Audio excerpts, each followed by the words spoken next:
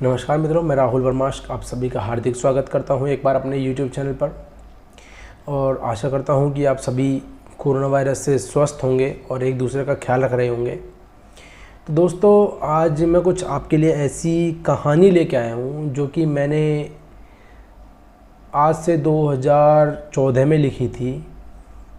एक ऐसी कहानी है ये कि आप भी सुनोगे ना तो दिल आपका भाव विभोर हो जाएगा बिल्कुल, क्योंकि मैंने इस कहानी के अंदर कुछ ऐसी चीज़ें उठाई हैं ना जो कि इंसान को सोचने के लिए मजबूर कर देती हैं।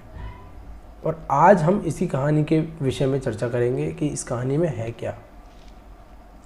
और हाँ, मैं बता दूं कि मैं ये कहानी आपको क्यों सुना रहा हूँ, क्योंकि इस कहानी का सुनाने का पीछे का रीज़न ये है कि मैंने इसको 2014 में जब फेसबुक पे डाला था तो लोगों ने इसको बहुत ज़्यादा पसंद किया था। तो एक हमारे लखनऊ में एक कवि हैं और वो पत्रकारिता भी करते हैं, तो उन्होंने इसको एक मैगज़ीन के अंदर छापा था। ठीक है, वो मैगज़ीन के अंदर छापा था उन्होंने, और वो मैगज़ीन का विमोचन भी किया था उन्होंने, और मैं वहाँ पर गया था विमोचन में। तो उन्होंने मतलब इस कहानी को लेकर लोगों के अंदर मतलब इतना अच्छा व्यवहार देखा मैंने, इतना प्यार बढ़ गया उन लोगों के अंदर में कि ये कहानी लिखी है इन्होंने, मतलब वो कहानी एकदम लोगों को भी खींचने लगी आपस में एक दूसरे की तरफ। तो ये कहानी मेरे और सभी के लिए मतलब बहुत, मुझे ज़्यादा कुछ इस कहानी से कुछ ज़्यादा लगाव है, तो इसलिए मैं भी ये कहानी आप सभी के बीच में रख रहा हूँ। ये लखनऊ में प्रसारित हो चुकी है, ये फेसबुक पे बहुत ज़्यादा लोगों ने इसको लाइक किया है, और वो मैगज़ीन भी बहुत ज़्यादा बिकी थी। और अब आज मैं ये कहानी आप सभी के बीच में लेके आया हूँ। तो बताता हूँ कि इस कहानी में मैंने क्या लिखा था। मैंने इसका टाइटल तो कुछ सोचा नहीं था, वैसे भी मैंने बस एक बार लिख दिया था कि एक बार ज़रूर पढ़े, ज़िंदगी का सवाल है। ये मैंने इसमें लिख के इसको पोस्ट कर दिया था फेसबुक पे। आज कभी भी फेसबुक पे सर्च मार के देखेंगे ना तो ये मिल जाएगी कहानी, कभी भी मिल जाएगी, क्योंकि मैंने इसको अभी तक छेड़ा नहीं है फेसबुक से, ये वहीं की वहीं है।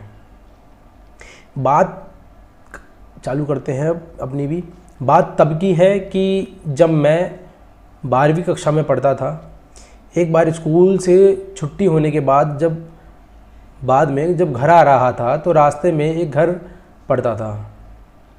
उस घर में एक छोटी सी लड़की, उसके माँ बाप रहते थे। अक्सर मैं उस लड़की को अकेला देखता था। जब मैं स्कूल जाता था तो घर से बाहर गलियों में जाती थी वो लड़की, किंतु मुझे पता नहीं चलता था कि वो कहाँ जाती है। मैंने सोचा कि कहीं बच्चों के साथ में खेलने के लिए जाती होगी, मगर ऐसा नहीं था। वो बच्चों के साथ खेलने के लिए नहीं जाती थी, लेकिन ऐसा नहीं था। एक दिन स्कूल की छुट्टी जल्दी हो गई थी, तो मैं उस लड़की को देखने के लिए उसके पीछे पीछे गया था।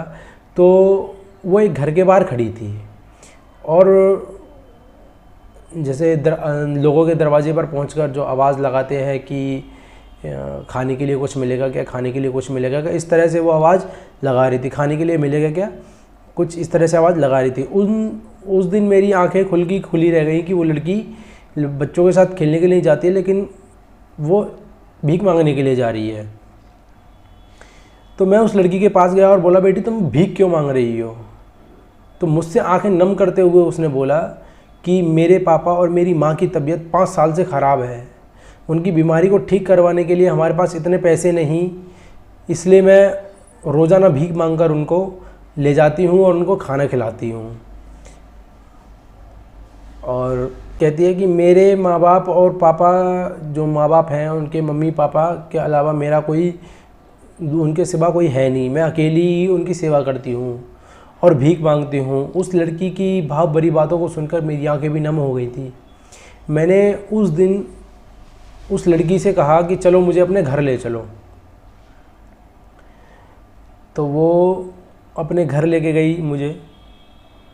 तो मैंने वहाँ पर देखा, सच में उसके मम्मी पापा की तबीयत जो थी वो ख़राब थी। दोनों ही दोनों की तबीयत ख़राब थी, वो अपनी जगह से हिल भी नहीं सकते थे, इतनी तबीयत उनकी ख़राब थी। उस दिन मैंने उन दोनों को देखा तो मैं और ज़्यादा भाव विभोर हो गया था। मैंने उस दिन उस लड़की से कहा कि बेटी तुम चिंता ना करो, अब आपके माँ बाप दोनों बहुत जल्दी ठीक हो जाएंगे। मैंने उस दिन उस लड़की से वादा किया कि तुम्हारे माँ बाप की बीमारी का इलाज मैं करवाऊँगा।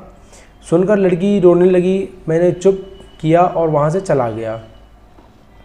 अगले दिन जब मैं घर गया तो मैंने अपने माँ बाप से, मम्मी पापा से बात करी मैंने, तो उनकी स्थिति बताई और उसके माँ बाप को लेकर मैं हॉस्पिटल में लेके चला गया। और हॉस्पिटल में वहाँ पर जो डॉक्टर थे, मैंने उन डॉक्टर को सारी कहानी बताई।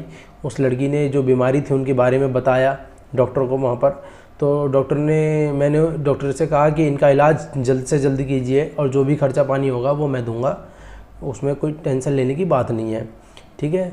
तो मैं खुद उन दोनों को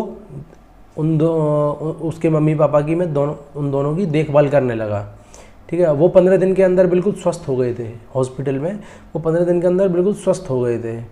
तो मैं उस लड़की और उसके माँ बाप को लेकर अपने घर लेके गया और घर वालों को सारी कहानी बताई।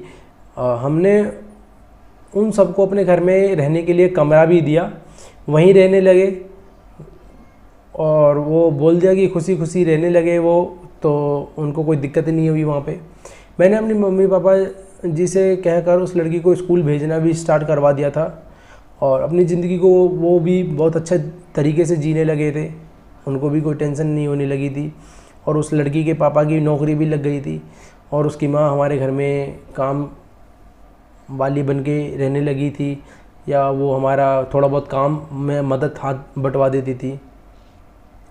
तो किसी कारणवश एक बार हुआ ऐसा कि किसी कारणवश हमें यहाँ से घर छोड़कर दिल्ली जाना पड़ा, ठीक है। वहाँ पर दिल्ली जाना पड़ा हमें। तो उसके बाद क्या हुआ कि हम कई साल तक दिल्ली में रहे। फिर उसके बाद में मैंने वहाँ वापस अपने घर पे आया था। तो बहुत दिनों बाद मैंने उस लड़की को देखा था कि वो बहुत बड़ी हो चुकी थी। मुझे देखकर उनके माँ बाप ने भी इतने आशीर्वाद दिए कि मैं बयान नहीं कर सकता कि कितने आशीर्वाद मेरे को मिले थे उस वक्त। और इतने आशीर्वाद लेने के बाद जब मुझे पता चला कि हम किसी की मदद करते हैं तो भगवान हमें और हमारे जीवन को भी खुशी से भर देता है। वह सभी अपना जीवन खुशी खुशी व्यतीत कर रहे थे और हमारे जीवन को भी, मेरे जीवन को खास करके उन्होंने एकदम खुशहाल बना दिया था। उनके माँ बाप का इलाज करवाने के बाद कई गरीब लोगों की मदद की। आप सभी जानते हैं कि जब एक व्यक्ति की मदद करते हैं और उससे इतने आशीर्वाद हमें मिल जाते हैं कि हम अपनी ज़िंदगी के जो अरमान है ना, उनको पूरा करने के लिए उन लोगों के आशीर्वाद की बहुत ज़रूरत होती है। और गरीबों के आशीर्वाद की ज़रूरत जितना आप लोग लेंगे ना, उतना मतलब भगवान आपको बहुत ज़्यादा देगा, बहुत तरक्की करवाएगा भगवान। तो अंत में मैंने लिखा था इसमें कि माँ बाप का इलाज करवाने के बाद कई गरीब लोगों की मदद की। और आप सभी यह कहानी पढ़कर कुछ समझ आया हो तो एक कदम गरीबों के लोगों के लिए, गरीब लोगों के लिए उठाएं, क्योंकि हमारे जीवन में बदलाव करने के लिए गरीबों की मदद करनी बहुत ज़रूरी है, क्योंकि पुण्य का काम होता है। आप जैसे देखते होंगे कि हम सुबह सुबह गौ माता को रोटी खिलाते हैं और हम सुबह सुबह गौ माता को पानी भी पिलाते हैं, और जो थोड़े गरीब लोग होते हैं जो भीख मांगते हैं हम उनको भीख भी देते हैं। इसी तरह से गरीब लोगों की अगर मदद करेंगे ना तो उनकी दुआओं में इतना असर होता है ना कि आपके ऊपर सारी बला, जितनी भी बला है वो सारी की सारी टल जाएगी और आपको एक ज़िंदगी के अंदर ऐसा इतना सुकून मिलेगा कि आप अपने ऊपर ही विश्वास नहीं करोगे कि हम क्या कर रहे हैं आज के टाइम में। तो मुझे इस कहानी का मॉरल ये समझ में आया, और जब मैंने लिखा कि आपकी समझदारी किसी की जान बचा सकती है। अगर आपकी जेब से 10 रुपये खर्च हो रहे हैं ना, वो किसी गरीब के लिए हो रहे हैं, तो वो गरीब आपके लिए दुआ करेगा कि आप 100 कमाएं। अगर आपके 100 रुपये खर्च होते हैं तो वो गरीब दुआ करेगा कि आप 1000 कमाएं, ताकि आपकी ज़िंदगी में भी कोई दिक्कत ना हो और आप हमेशा ऐसे लोगों की मदद करते रहें। मैं आपसे यही निवेदन करूंगा कि अगर इस कहानी से आपको थोड़ी भी प्रेरणा मिलती है तो इस लॉकडाउन के अंदर बहुत सारे गरीब दोस्त ऐसे हैं, बहुत सारे गरीब व्यक्ति ऐसे हैं जो कि खाने के लिए या रहने के लिए तड़प रहे हैं। और मैं आप सभी से निवेदन करना चाहूँगा कि इस कहानी को पढ़कर अगर आपके दिल में थोड़ी भी दया भावना आई हो तो उन लोगों की मदद ज़रूर करें जो रिक्शा चलाते हैं, जो रेहड़ी लगाते हैं, जो कि ठेला लगाते हैं और जो डेली 100-500 रुपये कमाकर, जो 100-200 रुपये कमाकर अपना गुजारा चलाते हैं, उन लोगों के लिए खाने की व्यवस्था करें। और उनकी जो दुआएं लगेंगी ना, सच में वो बहुत ज़्यादा ऐसी होंगी कि आप अपने ऊपर विश्वास नहीं कर पाओगे।